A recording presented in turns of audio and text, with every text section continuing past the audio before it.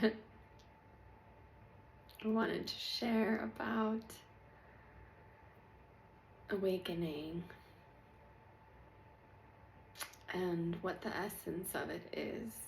And I'm sharing from under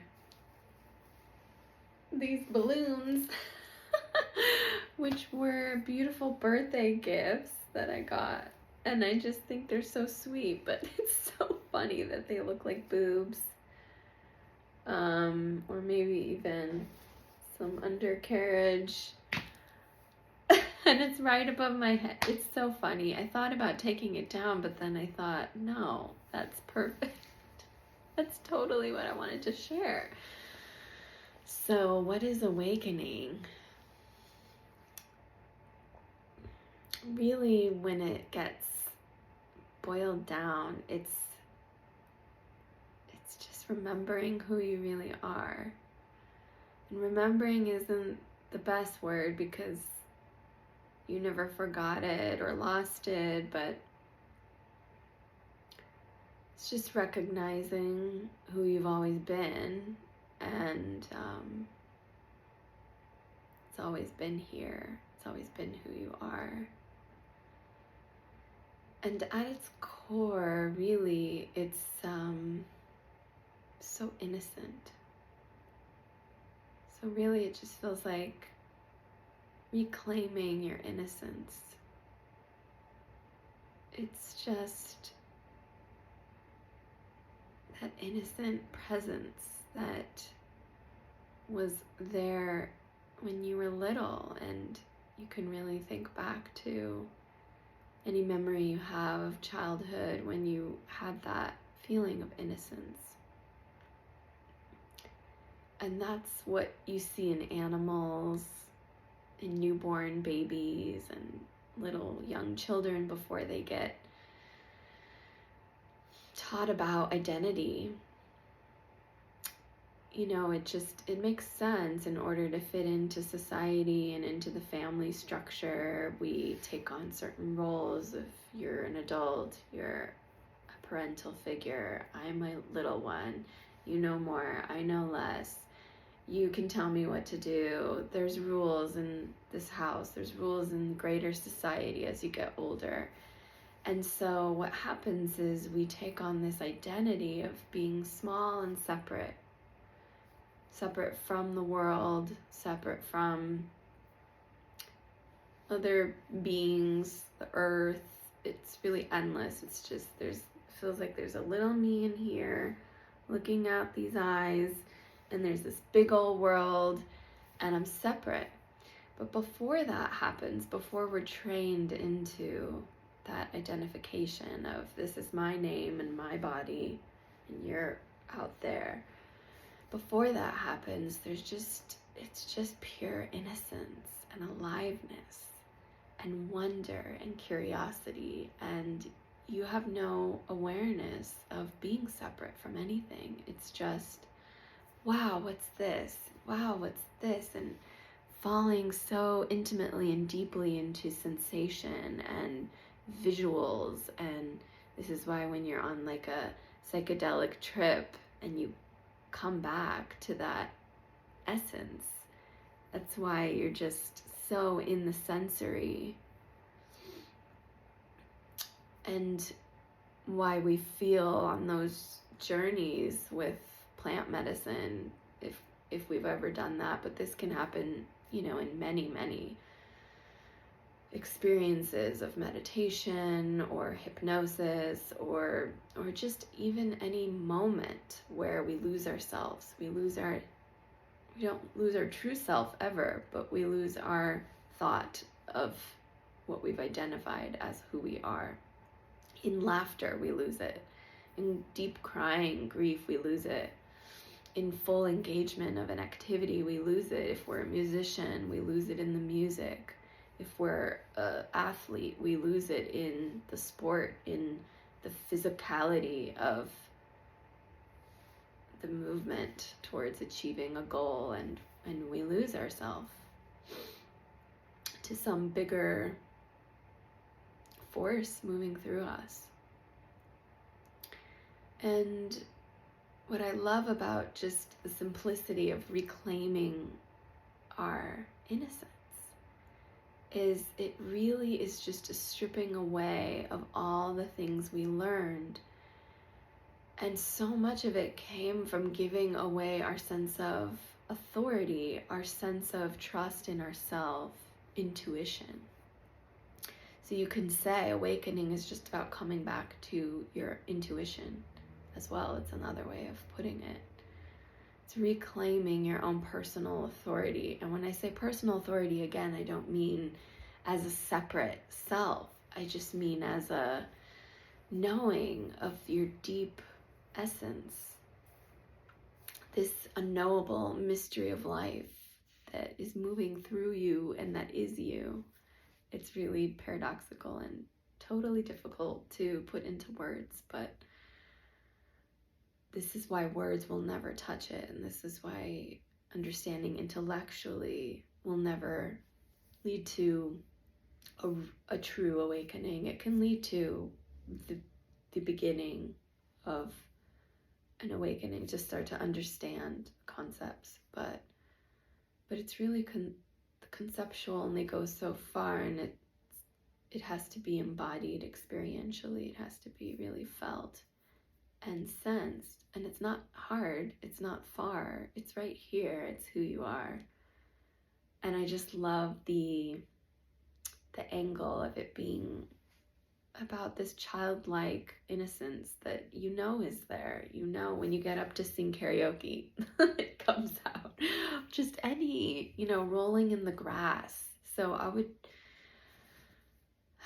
would say, as much as a spiritual practice of meditation is so valuable and beautiful and wonderful on this path, it's like, go roll in the grass. That's just as valuable. Go play in mud. Go lose yourself in sensation of the body, in the wonder of the world, in nature, in exploration. Come back to that childlike innocence, and then we notice that layers are peeled off, more and more of the identity that we were taught to take on, of this person knows more than I know.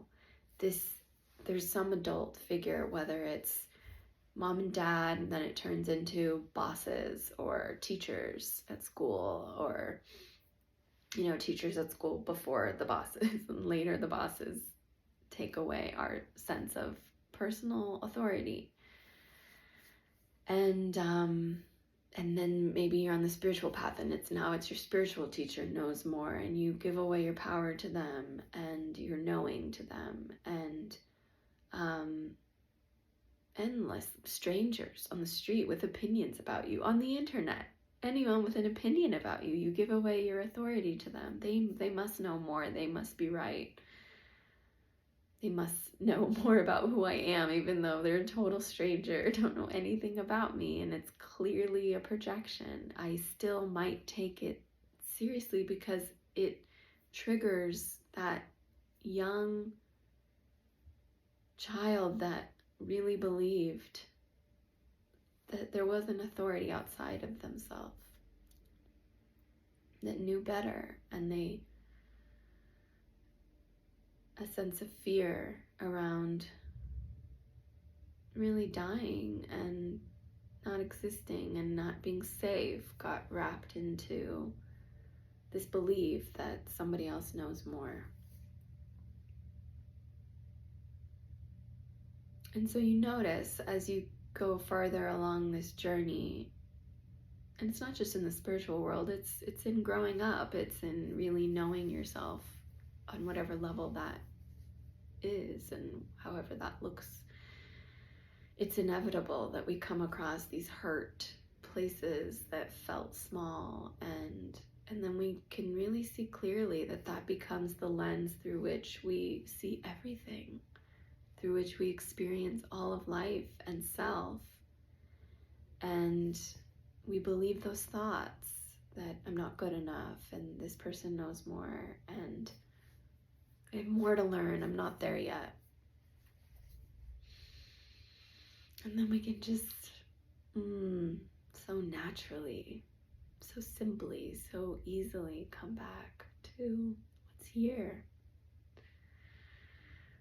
what's always present, this aliveness, this juiciness, this sense of being. So simple. So simple. Boop. That's how simple it is. Boop.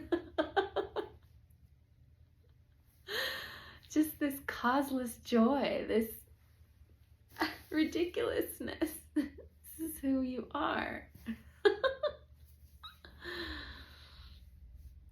And then some adult might come and say, stop doing that. You're being bad. And to a kid, that is really scary. That is dangerous. That is, we had punishments that led to really scary feeling trapped and wrong, really, really at our core, feeling bad and wrong. Because we're so sensitive at that age. I mean, we're just total pure love and emptiness and openness. I mean, so any little thing becomes our entire world, and our entire identity becomes attached to that. So yeah, we just notice those old familiar patterns and stories and beliefs coming to the surface. And it might happen in life. You might be having this totally open, incredible journey, frolicking in the meadow, and some person comes up and goes, stop doing that, you're being annoying, or whatever. Who knows what people do and say, but it could happen like that. And or you're just feeling free and joyful in the grocery store, and somebody looks at you weird and you see the side eye. And then you just feel that place in your body somewhere that can feel like, I did something wrong. I'm triggered. I feel small right now. I feel bad and uncomfortable. And so we just allow that. We just allow that contraction and that tension to be here. And it's seen.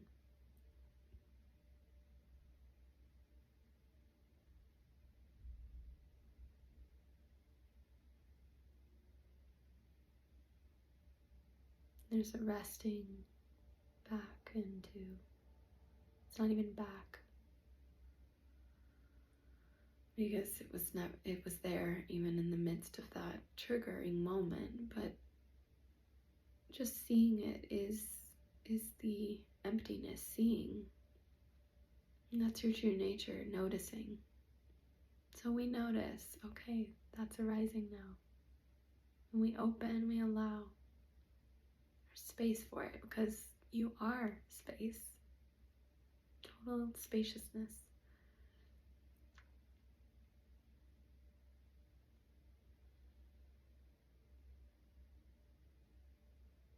And then it's playful. And playful can look in so many different ways. It doesn't mean you have to always be running around playing. Do that though, if that feels good. Do that as much, because we've shut it down so much. I mean, look at the society of just boring adults that don't know who they are, but pretending, really doing a great job at pretending that they know better than the other, and nobody has a clue what they're doing or who they are, why they're here, what's going on. Nobody.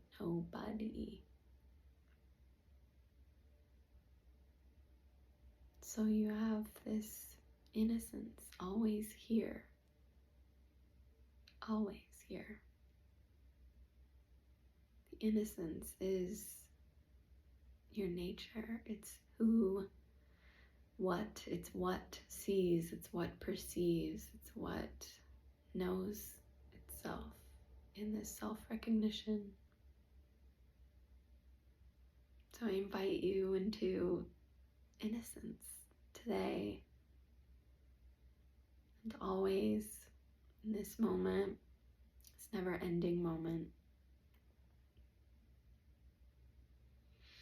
to just recognize and allow your true nature to come forward and be.